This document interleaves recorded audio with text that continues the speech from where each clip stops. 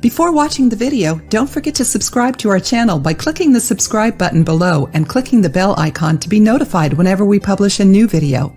In today's video, you'll learn how to make a homemade natural anti-allergy syrup to relieve allergy symptoms.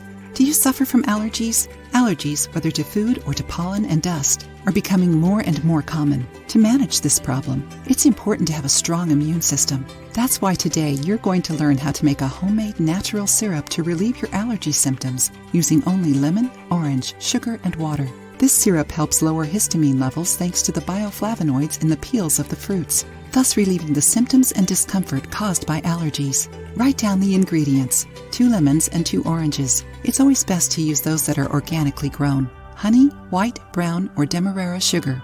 Water. Wash the lemons and oranges well and peel them.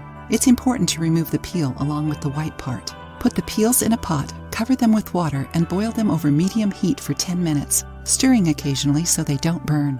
After boiling, turn off the heat, let it rest for another 10 minutes, strain the liquid, and pour it back into the pot. Add the sugar, honey, or other sweetener of your choice.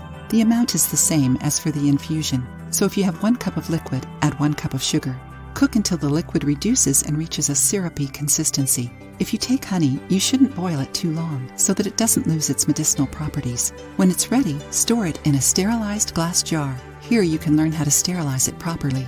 If you store the syrup in the refrigerator with good care, it can last for months without losing its benefits. How to consume it. Adults can take 3 tablespoons a day. If it becomes too strong, you can dissolve it in a little water. Children can take 1 to 3 tablespoons per day, depending on their age and weight. If you want, you can combine it with juice so they can drink the syrup. Did you like the recipe? Make it and then share your experience with us. If you liked the video, give it a thumbs up and share it with your friends.